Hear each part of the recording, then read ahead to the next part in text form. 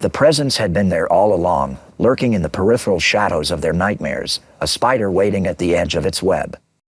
But now, on the fourth night, it stepped forward into the dim light of their dream consciousness, and they finally saw what had been hunting them. Tommy was the first to get a clear look. He'd been running his usual nightmare route across the pulsing, organic football field when he noticed the figure in the stands. At first, it was just a dark shape against the impossible geometry of the bleachers, but as Tommy's feet sank deeper into the hungry grass, the thing leaned forward into what passed for light in this place. The face was a ruin of melted flesh and exposed bone, as if someone had taken a blowtorch to human features and left them to cool in twisted, obscene patterns. What remained of the mouth was pulled into a permanent grin that split the destroyed face from ear to ear, revealing teeth that had been filed to sharp points. The eyes were the worst part. They burned with malevolent intelligence, ancient and utterly without mercy. Well, the thing said, its voice like gravel mixed with broken glass. If it isn't the golden boy. How's Daddy's little quarterback doing tonight? Tommy tried to run, but the field had him now, the grass wrapping around his ankles like grasping fingers. The thing in the stand stood up, and Tommy could see it was wearing what had once been a red and green striped sweater, now charred and tattered, hanging from a frame that seemed both impossibly tall and unnaturally thin. "Don't run away now, superstar," it continued, and Tommy could hear genuine amusement in that ruined voice. "We're just getting to know each other. Besides, you can't run from this game." The creature raised one hand, and Tommy saw with sick fascination that it wore a glove fitted with razor blades, each one gleaming with an oily, dark substance that might have been blood or something worse. "See this?" it said, flexing the metal fingers with a sound like scissors cutting through silk. "This is what happens when you play with fire, kid. But don't worry, I've got special plans for you. Something really cutting edge." It laughed at its own joke, a sound like children screaming in a distant playground, and began to descend the stands with impossible, fluid movements.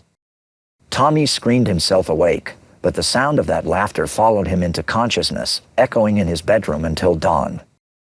Sarah's encounter came an hour later, in the sterile examination room that had become her personal hell. She was strapped to the metal table as usual, surrounded by the shadowy figures in white coats, when she noticed something different. One of the doctors had stepped into the circle of harsh fluorescent light, and she could finally see his face. It was the same burned visage that Tommy had witnessed, but somehow it seemed even more obscene framed by the pristine white of a medical coat. The thing smiled down at her with those sharpened teeth, and she could smell the stench of charred flesh mixed with antiseptic.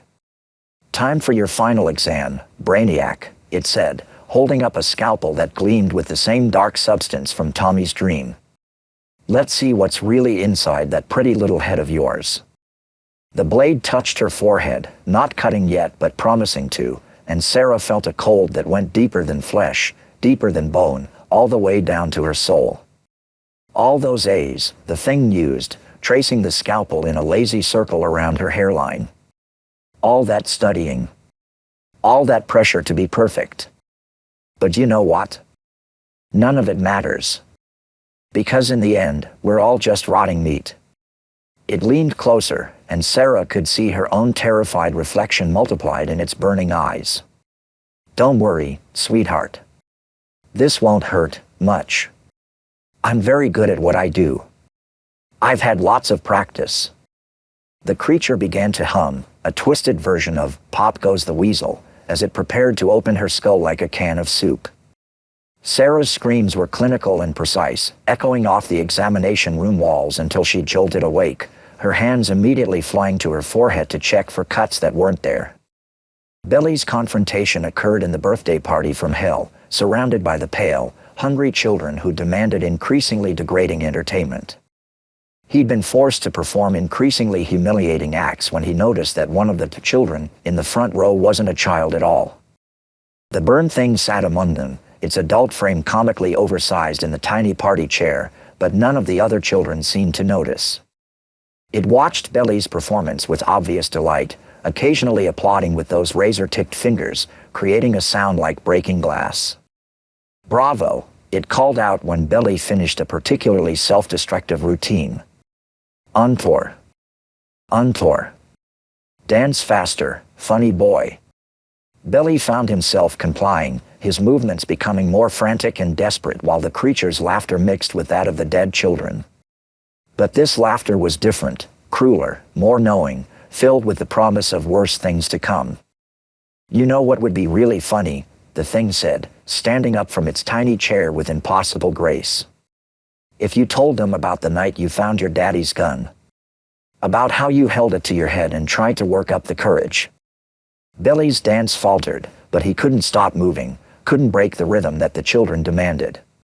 Or better yet, the creature continued, tell them about the rope in your closet. The one you measured so carefully. The one you practice with when daddy's at work. Stop, Billy whispered, but his voice was lost in the cacophony of cruel laughter. That's what I love about comedians, the thing said, its grin widening impossibly. You're all so eager to die for a laugh. Don't worry, kiddo, when your time comes, I'll make sure it's absolutely hilarious. Billy woke up laughing hysterically, the sound hollow and broken in the pre-dawn darkness of his empty apartment. Jenny's encounter took place in the confessional booth, where the disembodied voice had grown increasingly aggressive over the past few nights.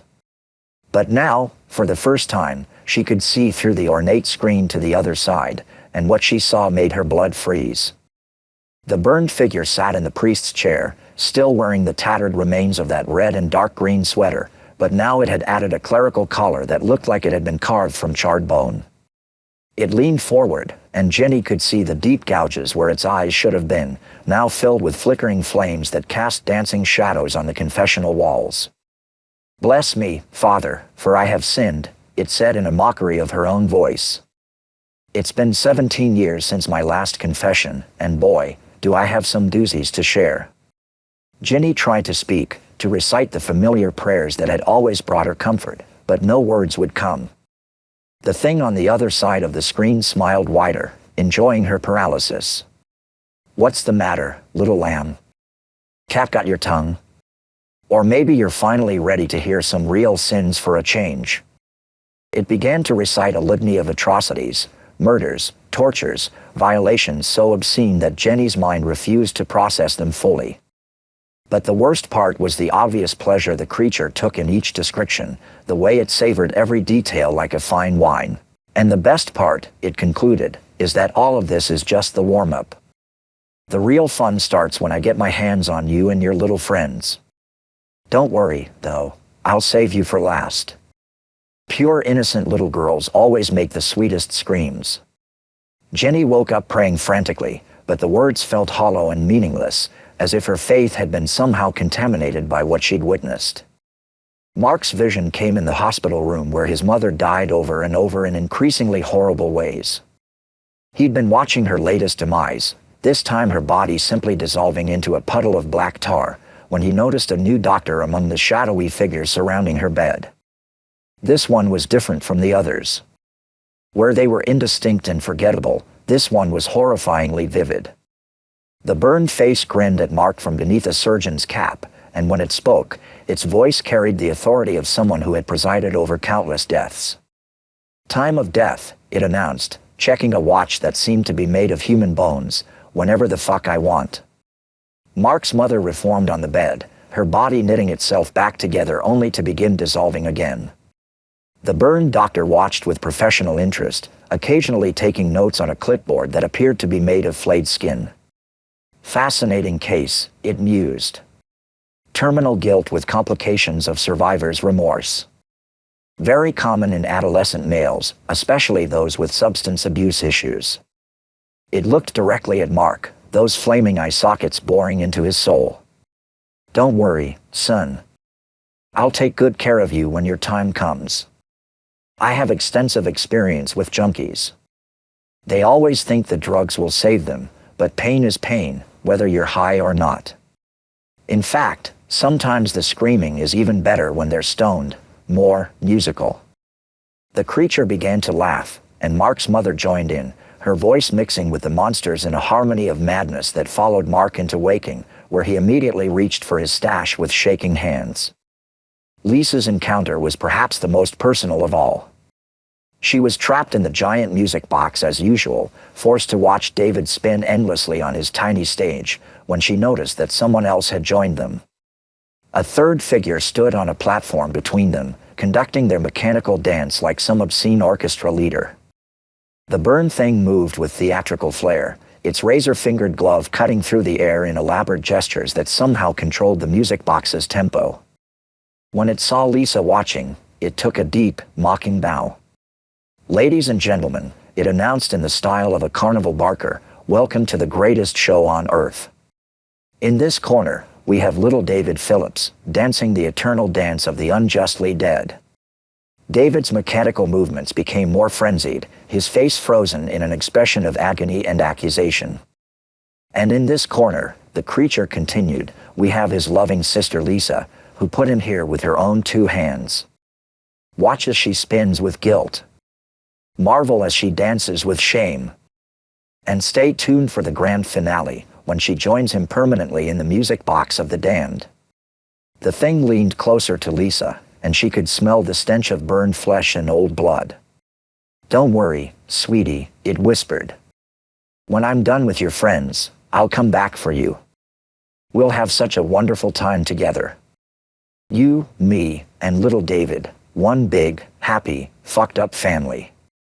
Lisa woke up to the sound of mechanical music playing somewhere in her house, a sound that stopped the moment she sat up in bed but left echoes that seemed to come from inside her own head.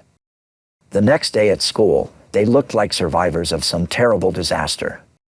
The dark circles under their eyes had deepened to bruises, their movements were jumpy and erratic, and they all carried the distinctive pallor of people who had seen something that shouldn't exist. They found each other without planning, drawn together by shared trauma and the desperate need to confirm that their experiences had been real. The library had become their unofficial meeting place, partly because Mrs. Kowalski was mysteriously absent and partly because something about the rows of books felt protective, like a fortress of accumulated human knowledge against the darkness that hunted them. "We all sighed, didn't we?" Tommy said without preamble, his voice hoarse from screaming. The burn sang. "The gloves." The others nodded grimly, recognizing the description immediately. "It spoke to me," Sarah whispered. "It knew things, personal things about my studies, my pressure to succeed." "Mine too," Billy said, his usual humor completely absent. "It knew about things I've never told anyone." Ginny was trembling as she spoke. "It was wearing a priest's collar. It was mocking my faith, my prayers." Mark's hands shook as he lit a cigarette, ignoring the library's no-smoking policy. "It was dressed like a doctor. It said it had experience with junkies." They sat in horrified silence, processing the implications of their shared experience. This wasn't just parallel nightmares or collective hysteria. They were being stalked by something that existed in their dreams but somehow transcended them, something that knew their deepest fears and darkest secrets. "We need to find out what this thing is," Sarah said, her academic mind struggling to impose order on chaos. "There has to be an explanation. A rational cause." "Rational?" Mark laughed bitterly, smoke streaming from his nostrils. "There's nothing rational about a burned freak with razor fingers who lives in our dreams. But there might be a way to fight it," Tommy insisted, his competitive nature refusing to accept defeat. "Everything has weaknesses. We just need to find them." They spent the rest of lunch period brainstorming desperate strategies. Staying awake seemed like the obvious solution, but they'd all tried that and failed. Exhaustion eventually claimed everyone, no matter how much caffeine they consumed or how loud they played their music. Billy suggested sleeping in shifts, with someone staying awake to wake the others if they started having nightmares, but Mark pointed out the practical impossibility of maintaining such a system indefinitely. Ginny, despite her shattered faith, suggested prayer and religious protection, but even she didn't sound convinced by her own suggestion. Lisa proposed sleeping pills or other sedatives that might provide dreamless sleep, but Sarah countered that many sleep aids actually increased dream activity and vividness. As the bell rang and they reluctantly separated for afternoon classes, each of them carried the growing certainty that their situation was desperate and possibly hopeless. They were being hunted by something that could reach them in the one place where everyone was vulnerable, their dreams. That afternoon, while they struggled through classes and tried to maintain some semblance of normalcy, none of them noticed the new substitute teacher who had appeared in the school's administrative offices. He was tall and thin, with burn scars covering most of his visible skin and a habit of wearing long sleeves even in the oppressive August heat. The principal, Dr. Matthews, seemed unusually accommodating to the substitute's unusual appearance and unconventional teaching methods. In fact, Dr. Matthews seemed almost compliant, as if he were operating under some kind of compulsion. Mr. Kruger would be taking over several classes while our regular teachers are indisposed, Dr. Matthews announced to the staff with glassy eyes and a voice devoid of its usual authority. The substitute smiled, an expression that didn't quite reach his eyes, and flexed his fingers inside leather gloves that seemed slightly too thick for the weather. "I'm looking forward to working with the students," he said in a voice like broken glass. "Especially the ones in my special advanced program. I think we're going to have a lot of fun together."